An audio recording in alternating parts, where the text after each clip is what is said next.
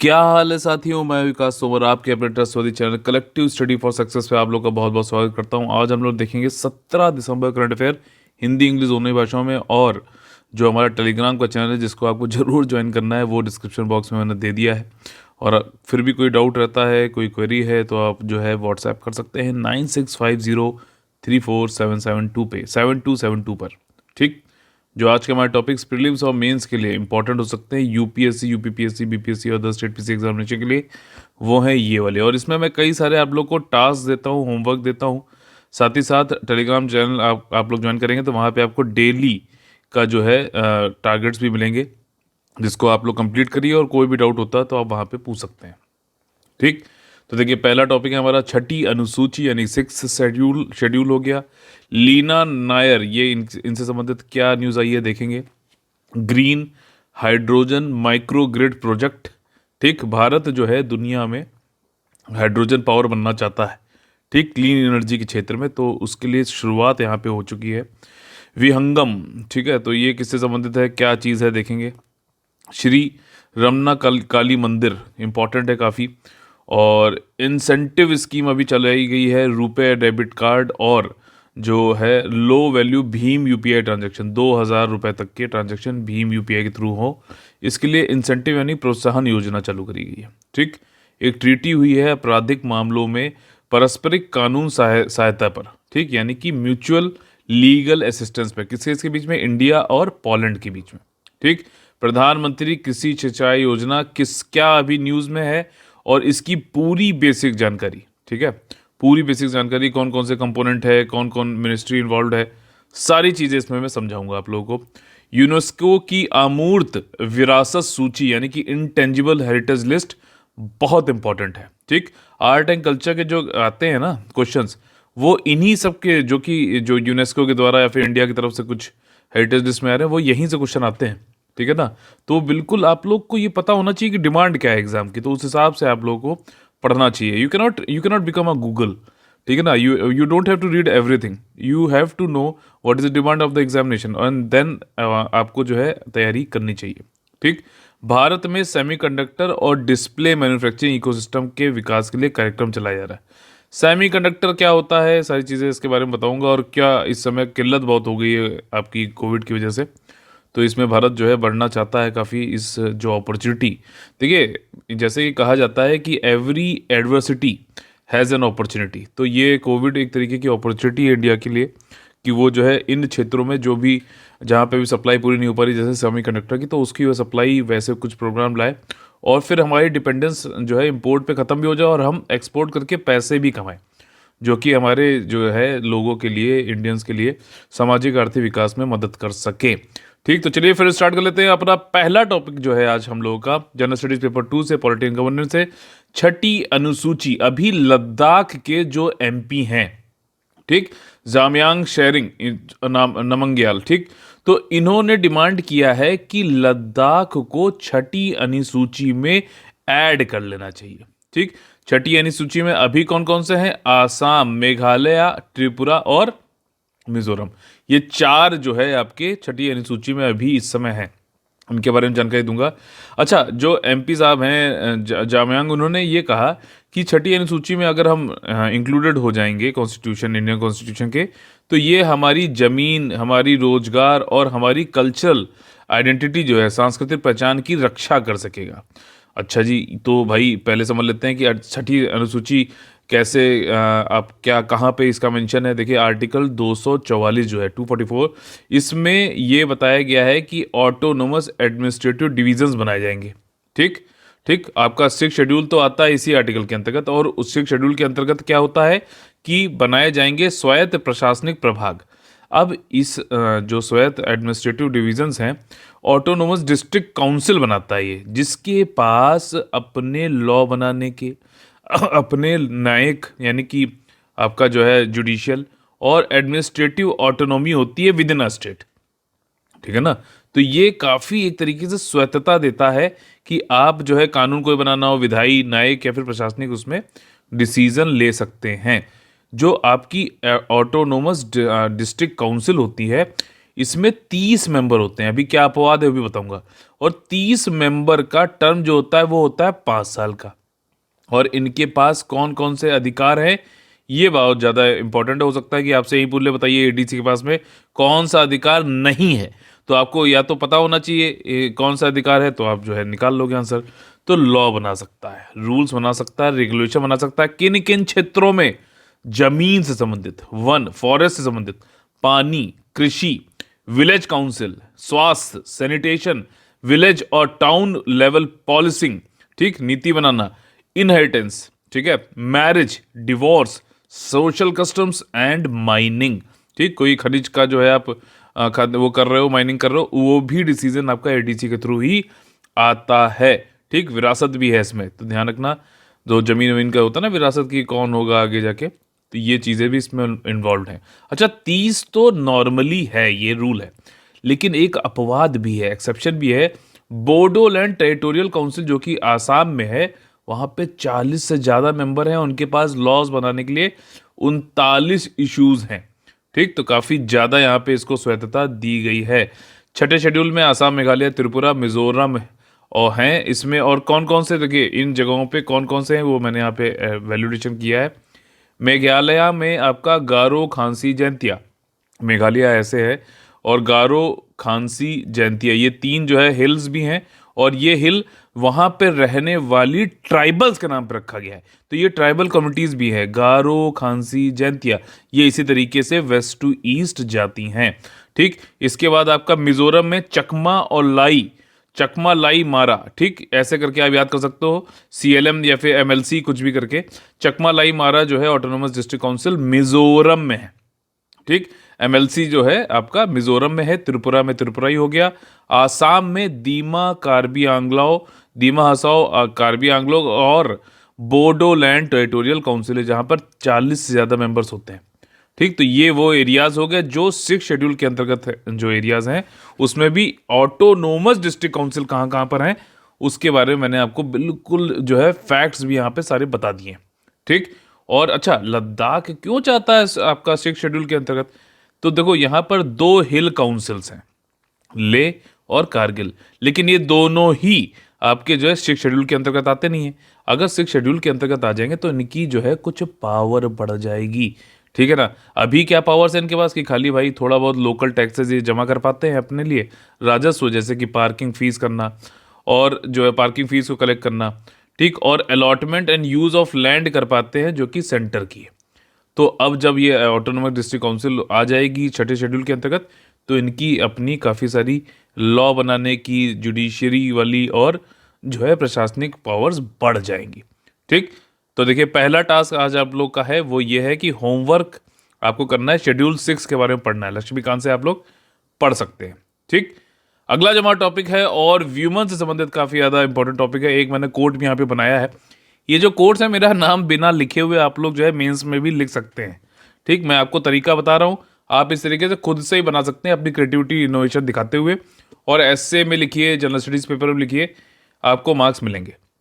ठीक, तो ये है। और इसको देखिए आप लीना नायर जी जो हैं वो न्यूज़ में है, क्यों? क्योंकि ये फ्रेंच की लग्जरी फैशन हाउस है शनेल। ठीक, चनेल मतलब लिखा हुआ लेकिन शनेल इसको बोलते हैं। उसकी उसकी जो है ये सीईओ बन गई हैं ग्लोबल लेवल की। तो एक बहुत बड़ा मतलब एक एग्जाम्पल हो सकता है कि व्यूमन फिर से देखिए और भारत की इंडियन ओरिजिन मतलब है, इंडियन ओरिजिन क्या, ये इंडिया की है। तो ये एग्जीक्यूटिव बन रहे हैं, जैसे कि आपने सत्या नडेला का नाम सुना है, अभी जो है गर्ग साहब थे जो ट्विटर के सीईओ बने हैं। ठीक, आपका जो है सुंदर पिचई है। तो इस तरीके से कई लोग हैं इंडियन ओरिजिन जो एग्जीक्यूटिव्स बन रहे हैं, दुनिया में दिखा रहे हैं कि भाई साहब दुनिया के बड़े बड़े बिजनेस हाउसेस वो लोग जो है हेड कर रहे हैं। तो एक इंडियन डायस्पोरा की जो है पकड़, और इंडियन के बारे में कि मतलब इंडियंस बहुत ही ज़्यादा इंटेलेक्चुअल्स होते हैं, इमोशनली इंटेलिजेंट होते हैं, ये सारी चीज़ें ये चीज़ दर्शाता है। और यहाँ पे लीना नायर जी जो हैं, एक महिला है, जैसे इंदिरा नूई हो गई पेप्सिको में थी, तो उसी तरीके लीना नायर भी जो है एक बड़ा नाम जुड़ जाता है। तो महिला वाले में बेस्ट उसमें एग्जांपल्स में आप दे सकते हैं, कोई क्वेश्चन अगर जीएस पेपर 1 में या फिर एसए में आता है तो।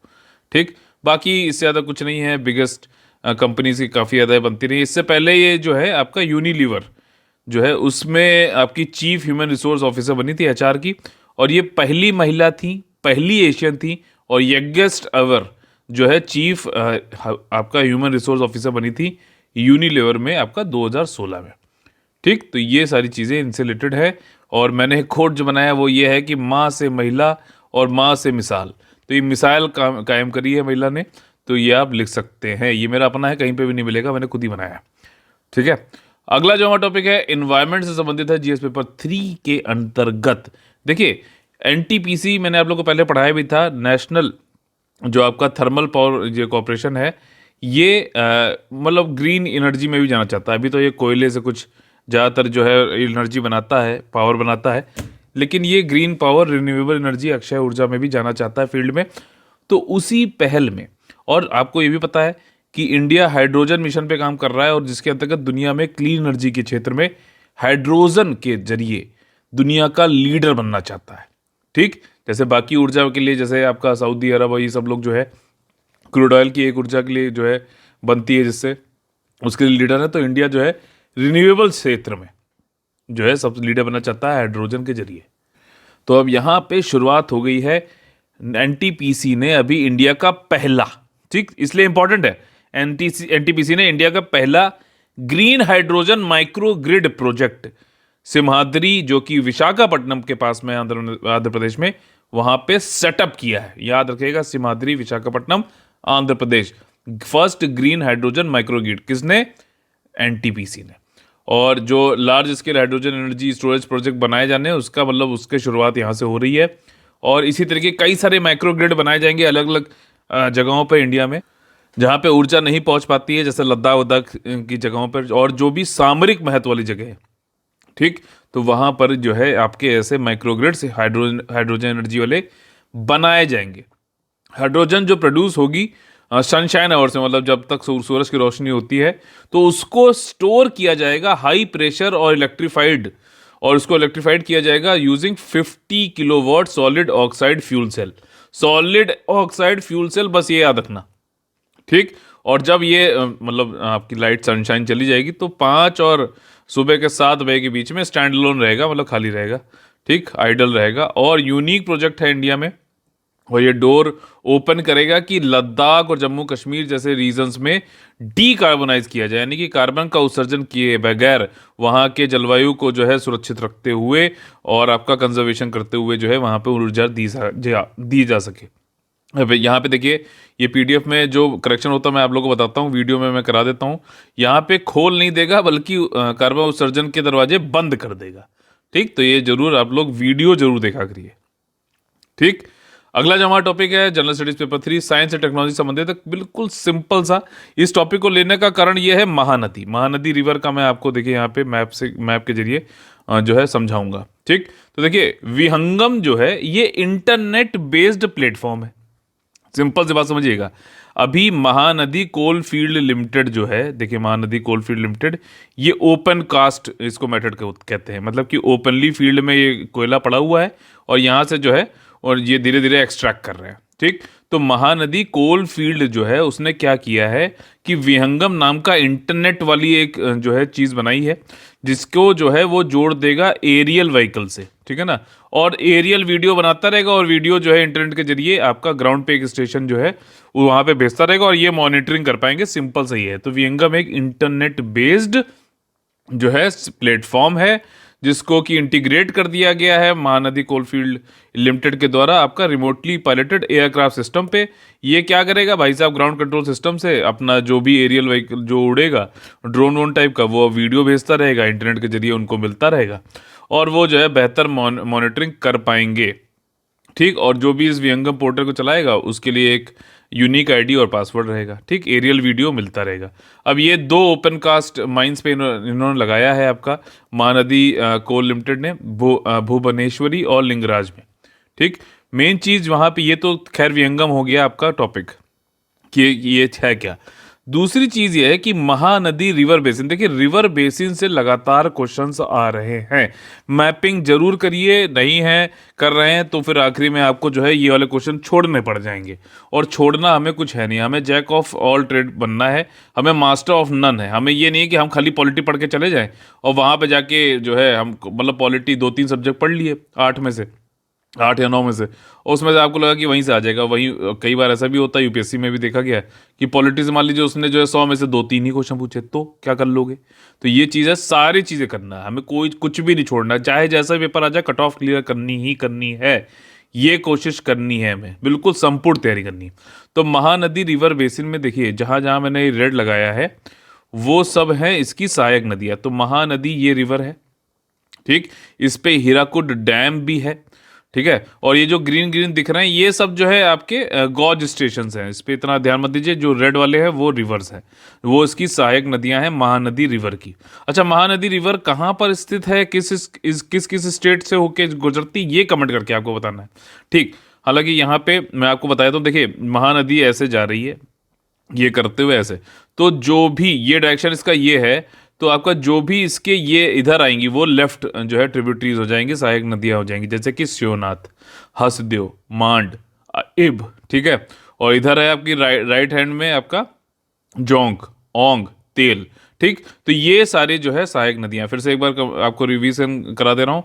महानदी की लेफ्ट ट्रिब्यूटरीज जो है वो शिवनाथ, हसदेव, मांद, इब, और राइट वाली कौन सी, जोंग, जोंक, ओंग, तेल, जोंग, ओंग, तेल, ये 3 याद कर लो तो और आसान हो जाएगा, ठीक। शिवनाथ, हसदेव, मंद और इब, यहीं पे याद कराने की मेरी आप लोगों की कोशिश रहती है ताकि आपका काम आसान हो और आप जो है एग्जाम में भी रिमेंबर कर पाएं, ठीक। अगला जो हमारा क्वेश्चन है काफी ज्यादा इंपॉर्टेंट है, वो है कि आपका रमना काली मंदिर, ठीक। जनरल स्टडीज पेपर 1 में जो आर्टिकल्चर संबंधित है। अभी देखो रमना काली मंदिर जो है, जब बांग्लादेश, जो आज का बांग्लादेश है, वो पहले क्या था, ईस्ट पाकिस्तान था। भारत इंडिया के जो है वेस्ट में तो जो पाकिस्तान है वो तो आज भी है, लेकिन पहले ईस्ट पाकिस्तान भी था, जो कि 1971 में जो है आपका बांग्लादेश बन गया। उसमें भारत ने काफ़ी ज़्यादा मदद करी थी। अब जो ईस्ट पाकिस्तान था तो वहाँ के पाकिस्तान के जो आर्मी वाले थे, उन्होंने इस काली मंदिर को, अब बंगाल्स में आपको मालूम है काली माता को बहुत ज़्यादा पूजते हैं, तो वहाँ के पाकिस्तान के जो सोल्जर्स थे उन्होंने ये हिंदू श्राइन को तोड़ डाला था बुरी तरीके से। और अभी हम लोग जो है 50वीं वर्षगांठ इसके वो कर रहे हैं, सेलिब्रेट कर रहे हैं। तो 1971 के वॉर में जब हमारी जीत हुई थी, नया बांग्लादेश देश बना था ईस्ट पाकिस्तान को हटाकर, तो इसी मंदिर को जिसको तोड़ दिया था पाकिस्तानी फोर्सेस को, इसको पुनर्निर्मित किया गया है, रिनोवेट किया गया है, और इसको अभी प्रेसिडेंट जो हमारे हैं रामनाथ कोविंद जी, ये जाकर इसको इनॉग्रेट करेंगे, ठीक। बांग्लादेश जाना पड़ेगा, ये इंडिया में नहीं है, बांग्लादेश में है इस समय, ठीक। और जो ऑपरेशन था जिसके अंतर्गत पाकिस्तानी फोर्सेस ने इसको तोड़ा था, उसका नाम था operation search light, operation search light 1971 में, ठीक। ढाका के में जो है ये आपका स्थित है। और यही सारी चीज़ें ईस्ट पाकिस्तान जो मैंने आप लोग पहले बता दिया। इंडिया के सपोर्ट से रिनोवेशन कंजर्वेशन हुआ है इस हिस्टोरिक टेम्पल का, गवर्नमेंट ऑफ बांग्लादेश की मदद के साथ में। 50 साल हम पाकिस्तान को हराने का फिर से एक बार जो है वो कर रहे हैं सेलिब्रेट, तो उसमें ये किया जाएगा। ये मंदिर की देखिए इस तरीके से है ये, ठीक। रमना काली मंदिर, वो पूछेगा तो इंडिया में ना बता देना, ढाका में है ये, ठीक। अगला जो हमारा टॉपिक है इकोनॉमी संबंधित है, जीएस पेपर 3 से। देखिए यहां पर क्या है कि भारतीय गवर्नमेंट की एक संस्था है आपका national payment corporation of India, NPCI, ठीक। अभी इसको जो है मैं आपको जो है लिंक करके दिखाऊंगा, इसका वेब लिंक अबाउट अस वाला, ठीक। तो उस पर जो क्या चीज़ें बताऊंगा अभी। तो देखिए यहाँ पर एनपीसीआई के द्वारा ही आपका भीम यूपीआई, ठीक, और आपका रुपए डेबिट कार्ड चालू किया गया। अच्छा, ये कॉरपोरेशन है, 10 जो बैंक हैं प्राइवेट के, उनके द्वारा भी इसको मदद मिल रही है, लेकिन आरबीआई इसका एक बड़ा प्रमोटर है। तो एक तरीके की मिक्स संस्था है ये। और रुपए डेबिट कार्ड और लो वैल्यू भीम यूपीआई 2000 से कम रुपए तक के भीम यूपीआई ट्रांजैक्शन को बढ़ावा देने के लिए एक स्कीम चलाई जा रही है गवर्नमेंट के द्वारा ये। और भाई ओवरऑल आप समझ ही रहे हो कि इससे क्या होगा, डिजिटलाइजेशन बढ़ेगा, ठीक। डिजिटल ट्रांजेक्शन बढ़ेगा, एक नंबर का पैसा ज़्यादा यूज़ होगा, जो कि मदद करेगा भारत को जो है समृद्ध होने में, ठीक, तो ये स्कीम जो है सिंपल रुपए डेबिट कार्ड और low value Bhim UPI transaction को बढ़ाने के लिए है। लो वैल्यू का मतलब यहाँ पे 2,000 रुपए तक के भीम यूपीआई को बढ़ावा देने के लिए है और 1,300 करोड़ रुपए इसमें जो है मदद करी जाएगी और 1 अप्रैल 2021 से ये इफेक्टिव हुआ है ये। और आपका जो है डिजिटल पेमेंट बढ़ाए जाने हैं। जो भी छोटे मार्जिनलाइज्ड पीपल हैं, गैर बैंकिंग जिसको बैंकिंग अभी तक जिनको नहीं मिल पाई है और हाशिए पर रहने वाली आबादी है, ठीक, जो औपचारिक बैंकिंग यानी फॉर्मल बैंकिंग के बाहर हैं, वित्तीय प्रणाली से बाहर हैं, उन सबको डिजिटल तरीके से जो है मदद करने की कोशिश यहाँ पे की जा रही है। स्कीम जो है फॉर्मुलेट हुई है आपकी बजट के अनाउंसमेंट के अनुसार, जो कि इस बार का बजट था उसके अनुसार, और डिजिटल ट्रांजैक्शन को बढ़ाने की बात करी जा रही है। ठीक, तो चलिए चलते हैं एनपीसीआई के बारे में थोड़ा जान लेते हैं। देखिए हम लोग आ गए हैं एनपीसीआई की वेबसाइट पे। अबाउट अस आपको जरूर पढ़ना चाहिए। ठीक, अबाउट अस जरूर पढ़ना चाहिए ऑफिशियल सोर्सेज से। देखिए एनपीसीआई में देखिए कौन कौन सी चीज़ें आती हैं, पहले वो बता देता हूँ। एक तो रुपए आता है, ठीक, यहाँ पे लिखा हुआ देखिए, ये रुपए हो गया। आईएमपीएस आपका इमीडिएट पेमेंट सर्विस आ गया। नाच, नाच मतलब नेशनल ऑटोमेटेड क्लियरिंग हाउस हो गया। एबीपीएस आधार पेमेंट ब्रिज हो गया। एईपीएस, ठीक है ना, आधार इनेबल्ड पेमेंट सिस्टम हो गया। ये पूछ चुके हैं यूपीएससी पहले, ठीक, ऐसे नहीं बता रहा हूं मैं कि ये जरूरी है। और national financial switch NFS, UPI जैसे मैंने आपको बताया, भारत बिल पेमेंट सिस्टम, और एनईटीसी यानी कि नेशनल आपका इलेक्ट्रॉनिक टोल कलेक्शन। तो ये सारी चीज़ें आपकी एनपीसीआई के अंतर्गत आती है। एनपीसीआई एक अम्ब्रेला ऑर्गेनाइजेशन है जो कि रिटेल पेमेंट और सेटलमेंट सिस्टम को देखता है इंडिया में। ठीक, खुदरा जो भी भुगतान हो रहा है और सेटलमेंट हो रहा है उसको देखता है। ये एक इनिशिएटिव है रिजर्व बैंक ऑफ इंडिया का और इंडियन बैंक एसोसिएशन का, जिसको जो कि under the provisions of payment and settlement act 2007 के अंतर्गत ये काम करते हैं। Robust payment and settlement infrastructure बना के रखा हुआ है। ठीक, और यहाँ पर ये जो एनपीसीआई है ये आपकी कंपनी है, लेकिन नॉट फॉर प्रॉफिट कंपनी है। सेक्शन 25 कंपनीज एक्ट 1956 के अंतर्गत या फिर सेक्शन 8 कंपनीज एक्ट 2013 के अंतर्गत इसको बनाया गया है। इलेक्ट्रॉनिक पेमेंट और ये सारी चीज़ें करता है। ठीक, 10 कोर प्रमोटर बैंक्स हैं आपके, एसबीआई, पंजाब और ये सारे तो ये सब इसको जो है प्रमोटर बैंक्स हैं इसके। 2016 में जो शेयर होल्डिंग थी वो 56 मेंबर बैंक्स की हो गई थी, जिसमें कि इंक्लूड करता है ये बैंक रिप्रेजेंटिंग ऑल सेक्टर्स। ठीक, इनकी जर्नी हो गई और ये सारे रुपए, एईपीएस आपका, यूपीआई, ठीक है ना, और आईएमपीएस आपका, नाच आपका, Bharat bill payment system, NETC, ये सब कुछ एनपीसीआई के अंतर्गत आता है। इंपॉर्टेंट है इसलिए मैंने आपको यहाँ पर बताया। चलिए वापस चलते हैं अपनी पीडीएफ पर। ठीक, और next topic is from general studies paper 2 international relations. देखिए अभी क्या है कि भारत और पोलैंड ने, ठीक, क्रिमिनल जो भी मामले होते हैं, मैटर्स होते हैं, मान लीजिए कोई ऐसा अपराधी है जो भारत में पोलैंड से भारत में आ गया या फिर भारत से पोलैंड में चला गया, तो हम लोग के बीच में एक लीगल असिस्टेंस होना चाहिए। तो उसके लिए हमें कुछ संधि करनी पड़ेगी और अपने अपने जो भी क्रिमिनल से संबंधित जो भी कानून है उसमें कुछ संशोधन करना पड़ेगा। तो इंडिया और पोलैंड ने म्यूचुअल लीगल असिस्टेंस बढ़ाने के लिए क्रिमिनल मैटर्स पे एक संधि अभी करी है, जिसपे कि यूनियन कैबिनेट ने अप्रूवल दे दिया है। और इस संधि का भाई एम वही है कि दोनों कंट्रीज मिलके जो है बढ़िया से जांच करें, अभियोजन यानी प्रोसिक्यूशन कर सकें जो भी क्रिमिनल है या फिर क्राइम कोई करके जा रहा है। कोऑपरेशन, सहयोग होना चाहिए। और साथ ही साथ मेन मुद्दा वही है भाई, टेररिज्म को रोकना है। ट्रांसनेशनल क्राइम, कुछ ऐसे क्राइम हो रहे हैं जिसमें कुछ लोग जो है इंडिया में तो जो है अब क्राइम फैला रहे हैं, लेकिन बैठे आपके पोलैंड में है, तो उन सबको रोका जाएगा। उनका जो है ट्रेसिंग की जाएगी। उनके कोई मतलब फंड्स हैं, कोई प्रॉपर्टीज़ हैं, उनको मतलब कॉन्फिस्केट किया जाएगा। ठीक, और टेररिस्ट एक्ट जो भी फाइनेंसिंग है उसको तो जरूर रोका जाएगा। अब इसके होने के बाद, ट्रीटी होने के बाद, हम लोग क्या करेंगे कि अपने राजपत्र में एक अधिसूचना जारी करेंगे।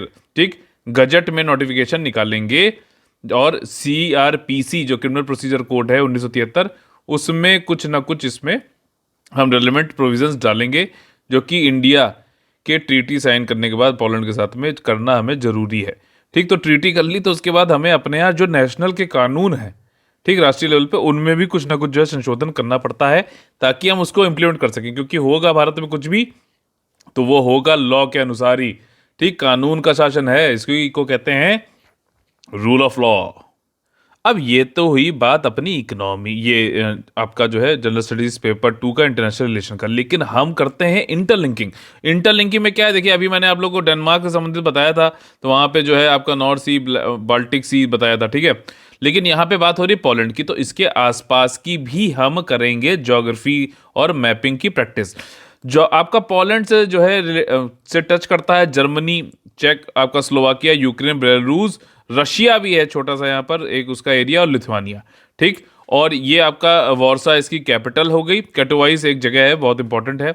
यहाँ पे कैटोवाइस में एक क्लाइमेट चेंज से संबंधित एक सीओपी हुआ था, बताइए कौन से साल में हुआ था, मुझे याद नहीं आ रहा, बट मुझे दिमाग में एक चमका है कि हुआ था, ठीक। तो बाल्टिक, अब देखो यहाँ पर कुछ क्वेश्चन इस तरीके के आते हैं, ठीक, यूपीएससी और अदर स्टेट प्रीवियस एग्जामिनेशन में भी, कि बताओ कंट्री कौन कौन सी जो है इनके किनारे है, ठीक।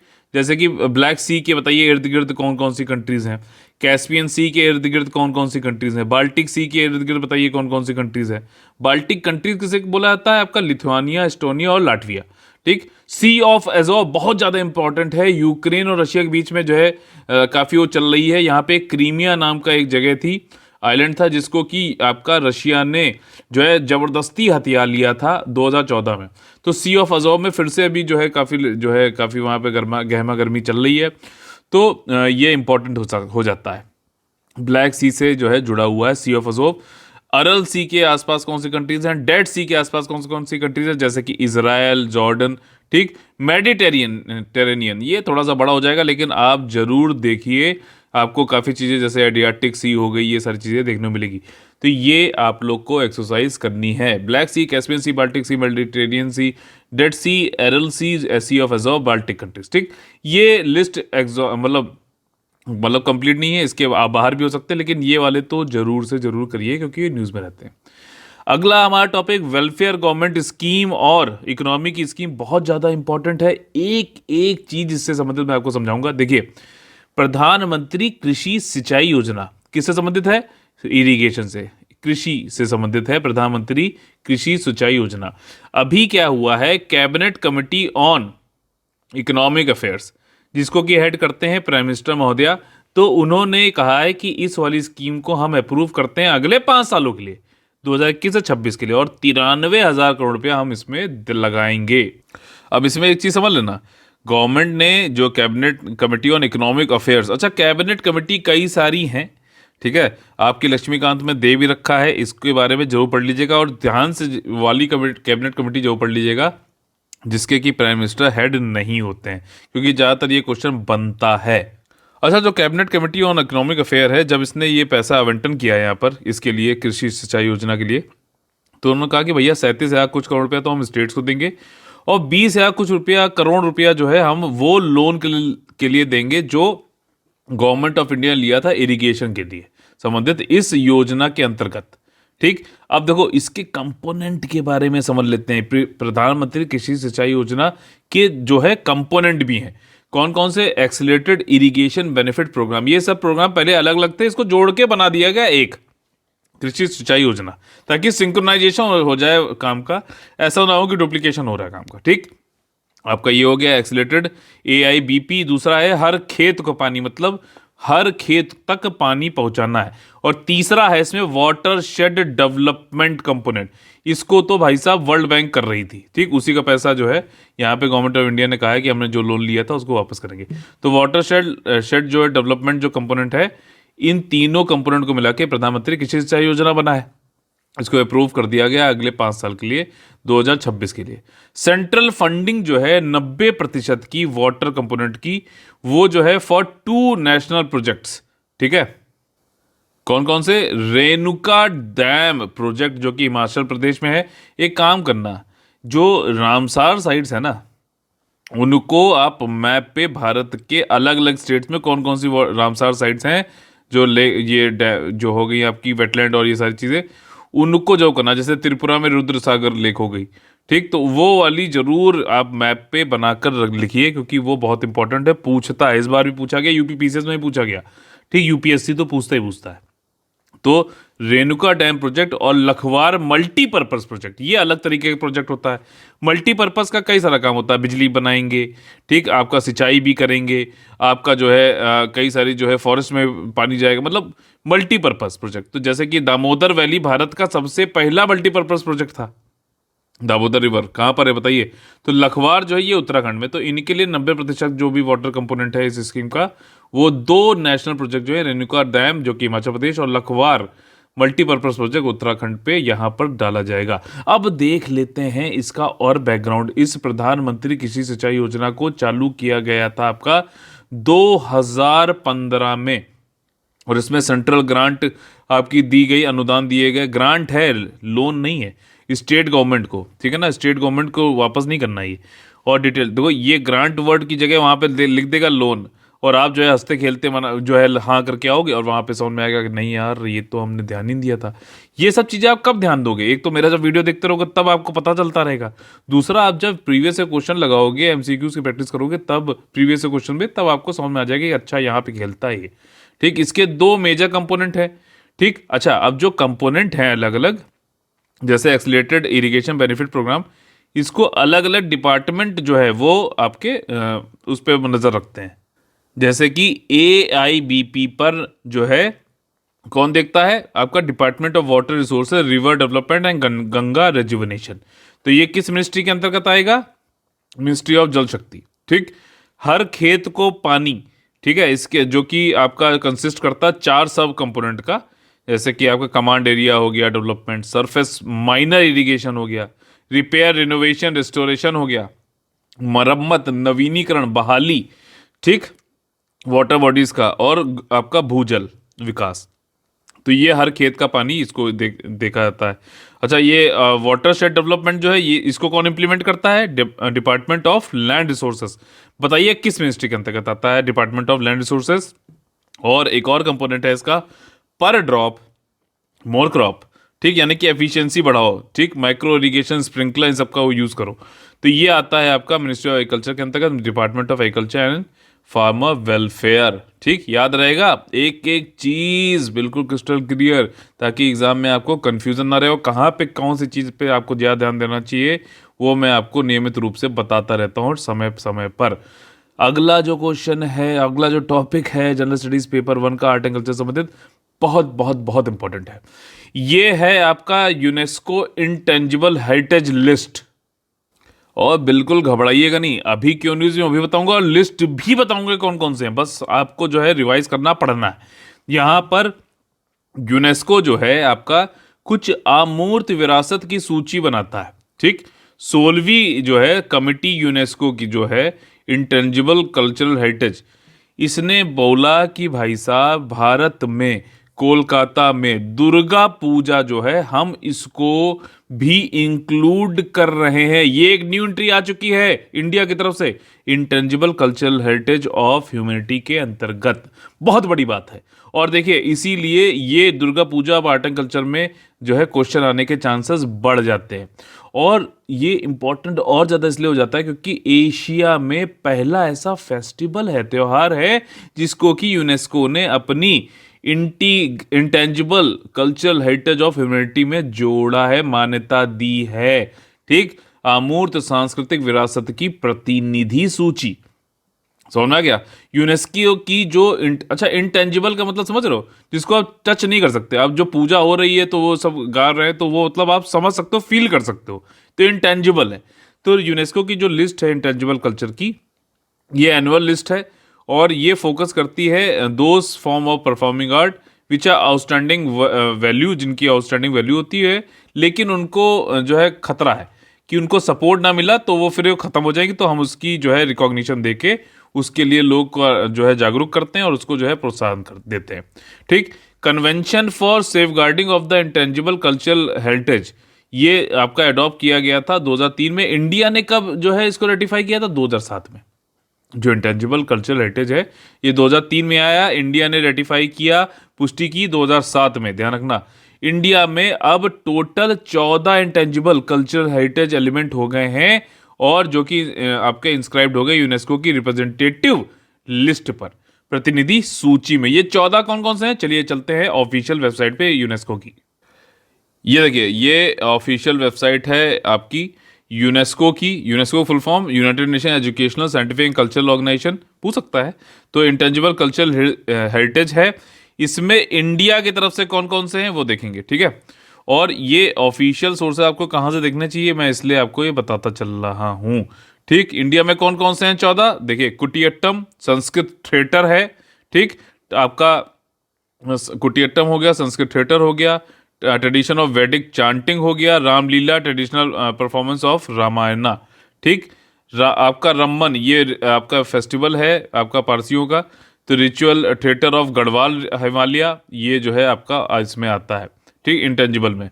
छऊ डांस, ठीक है ना, आपका उड़ीसा, आपका झारखंड और वेस्ट बंगाल के एरिया में छऊ डांस होता है, उसको भी रखा गया। Kalbelia folk song and dance of Rajasthan, ये पूछ चुका है यूपीएससी। मुदियत्तु पूछ, अभी ये लिस्ट में आपको दिखा दूं ना तो ये समझ लो प्रीवियस क्वेश्चन बता रहा हूं मैं आपको, तो क्या इंपॉर्टेंस है इसलिए मैं आपको कह रहा हूं कि ये आप जरूर पढ़ना। Mudiyettu ritual theatre and dance drama of जो है केरला, ये पूछ चुका है क्वेश्चन। ये कालबेलिया पूछ चुका है, छऊ वाला भी आ चुका है। दुर्गा पूजा इन कोलकाता, भैया अब इस पे आएगा, ठीक। Buddhist chanting of Ladakh, recitation of sacred Buddhist text in trans Himalayan Ladakh region Jammu and Kashmir. Sankirtana बताओ आया है। Ritual singing drumming and dancing of आपका मणिपुर, उठाओ प्रीवियस क्वेश्चन, अगर आपको यकीन नहीं हो रहा उठाओ तो सही, ठीक। मिलेंगे एक एक मतलब आपको जरूर से। नवरोज योगा, ठीक, योगा तो आता ही है। आपका traditional brass and copper craft और यूटेंसिल ठठेराज जो है आपका जडियाला गुरु पंजाब इंडिया में। और कुंभ मेला, ये है इंटेंजिबल हेरिटेज की अपडेटेड लिस्ट। दुर्गा पूजा आ गया। अब देखिए यहाँ पे आपको जाना है, इसके सामने देखिए ये लिखा बना हुआ है, आप जाके इस पे वीडियो भी देख सकते हैं, पिक्चर भी देख सकते हैं और पढ़ भी सकते हैं, ठीक। ये तो करना पड़ेगा। चलिए चलते हैं अपनी पीडीएफ पर, ठीक है। Our next topic is from GS paper 1 और 3, ज्योग्राफी कल्चर और इंफ्रास्ट्रक्चर संबंधित। देखिए अभी क्या हुआ है कि आपका, नहीं ये थोड़ा गलत हो गया इसमें, क्या हुआ है, ये आपका आएगा science and technology GS paper 3 से। एक प्रोग्राम चलाया जा रहा है गवर्नमेंट के द्वारा, सेमीकंडक्टर और डिस्प्ले मैन्युफैक्चरिंग। डिस्प्ले समझ रहे हो, मोबाइल का डिस्प्ले, टैबलेट का डिस्प्ले, टीवी का डिस्प्ले, ये सब इलेक्ट्रॉनिक्स के अंतर्गत आता है। तो सेमीकंडक्टर और डिस्प्ले मैन्युफैक्चरिंग को बढ़ावा देने के लिए, इंडिया में एक इकोसिस्टम को बढ़ावा देने के लिए यूनियन कैबिनेट ने 76,000 करोड़ रुपए की स्कीम बनाई है, जिसमें कि बूस्ट किया जाएगा डिस्प्ले मैन्युफैक्चरिंग और सेमीकंडक्टर को। और जो टोटल अमाउंट जो है प्रोत्साहन का जो इसमें दिया जाएगा इलेक्ट्रॉनिक सेक्टर को, अब ये बढ़कर हो गया 2.3 लाख करोड़। आप देखो, आप लोग एक काम करो, इंस्टाग्राम पे हमारा जो चैनल है कलेक्टिव स्टडी फॉर सक्सेस, उसको ज्वाइन कर लेना। और इंस्टाग्राम पे माई गॉव, ठीक, इसको आप लोग जरूर सर्च करके जो है फॉलो कर लेना। इस पे आपको लेटेस्ट ये सारी चीज़ें आती रहती हैं। गवर्नमेंट ने इलेक्ट्रॉनिक के क्षेत्र में बहुत ज़्यादा जो है इसमें फोकस कर रखा है कि दुनिया में जो है हम इम्पोर्टर नहीं एक्सपोर्टर बनना है, और काफ़ी हद तक कामयाब भी हो रहे हैं इसमें, ठीक। तो इसमें कंप्रिहेंसिव प्रोग्राम है, मतलब सस्टेनेबल हमको सेमीकंडक्टर डिस्प्ले सिस्टम जो है डेवलप करने हैं। ग्लोबल हब बनना है इलेक्ट्रॉनिक सिस्टम का, डिज़ाइन और मैन्युफैक्चरिंग में इंडिया का ये जो है एक एम है। और यहाँ पे फिजिकल सपोर्ट जो है 50% जो प्रोजेक्ट का होगा वो सेमीकंडक्टर और फैब्रिकेशन में जाएगा।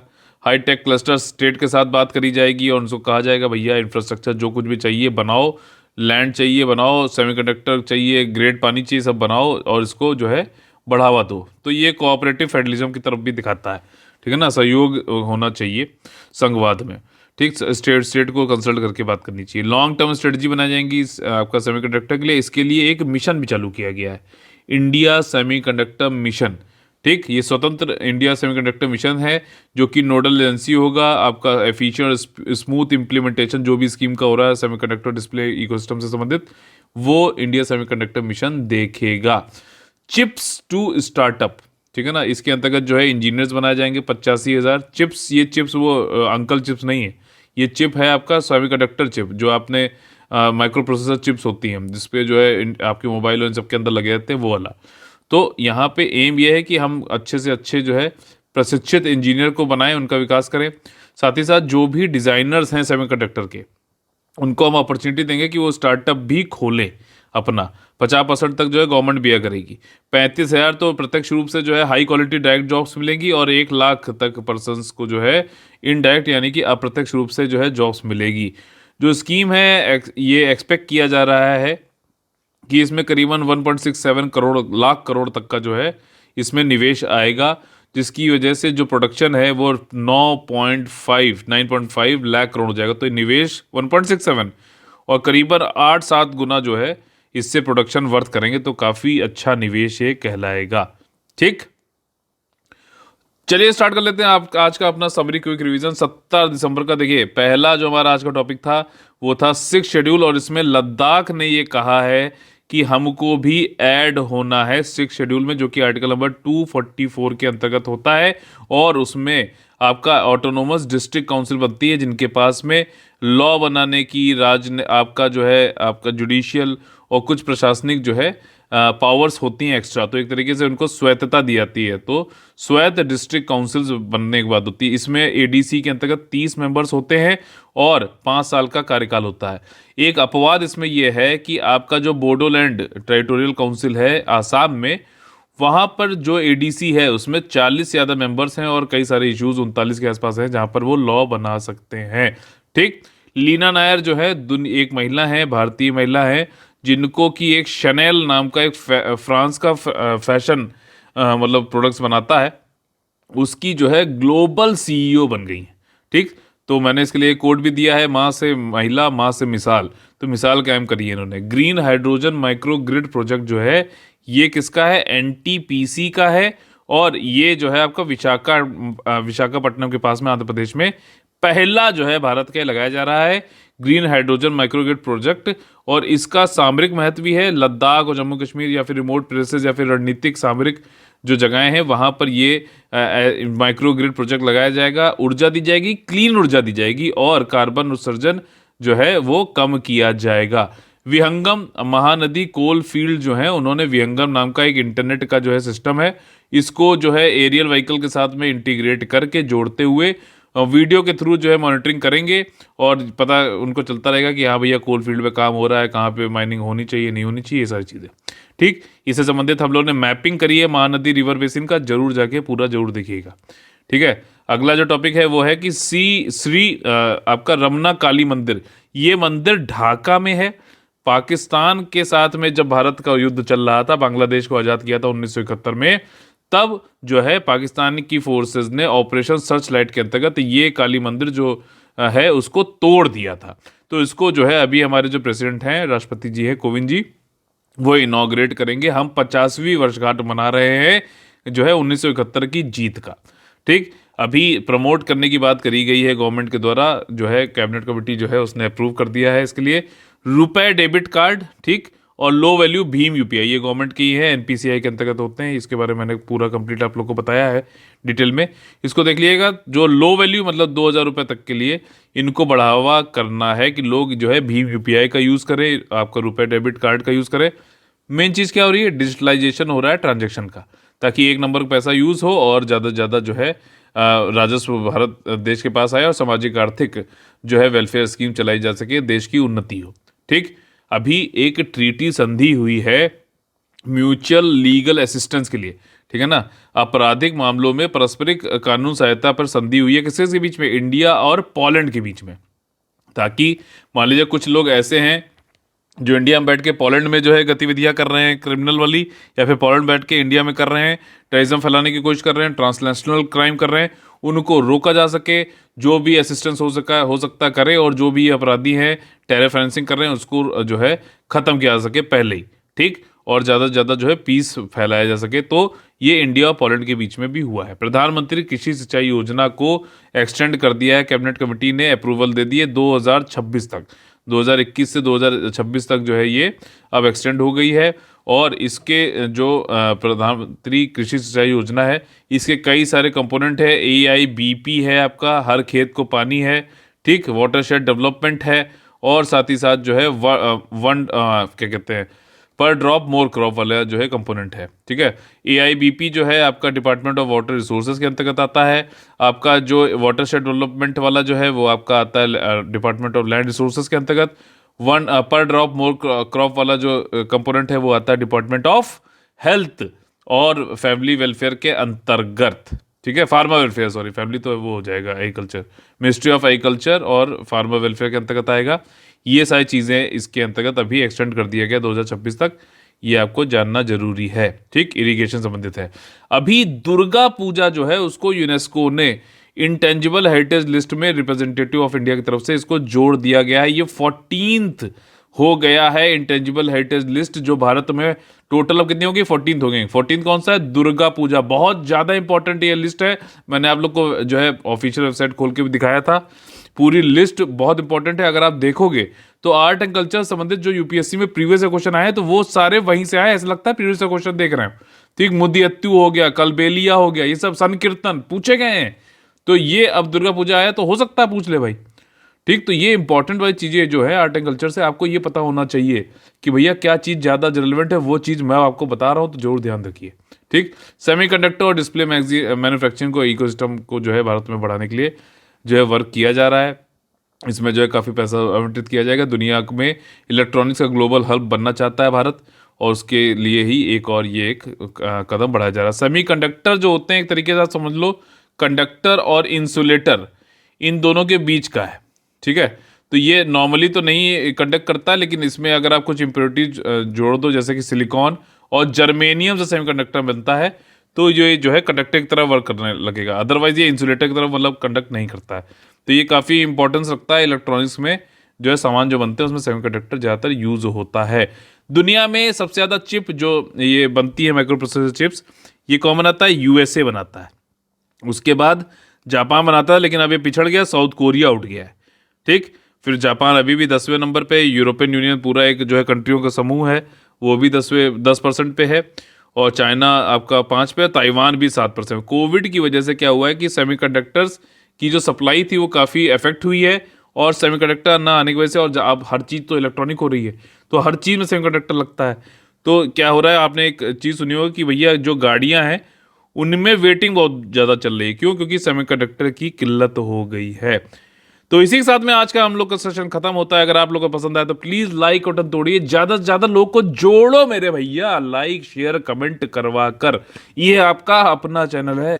जो भी जरूरतमंद हैं, लोग पढ़ना चाहते हैं UPPSC, UPSC, BPSC the state PC examination के लिए, उनके लिए वन स्टॉप डेस्टिनेशन है collective study for success. Current affair पूरा आपका, बेसिक्स, फैक्ट्स, आपका concepts, understanding, value addition, interlinking, सारा कुछ आपको यहाँ पे कराया जाता है, ताकि आपका जो है कुछ भी छूटे ना। करंट अफेयर से ही जनरल स्टडीज को लिंक करके जनरल स्टडीज भी होमवर्क यहाँ पे दिया जाता है। ठीक, तो पूरा जो है एक तरीके की संपूर्ण तैयारी आपकी कराई जा रही है।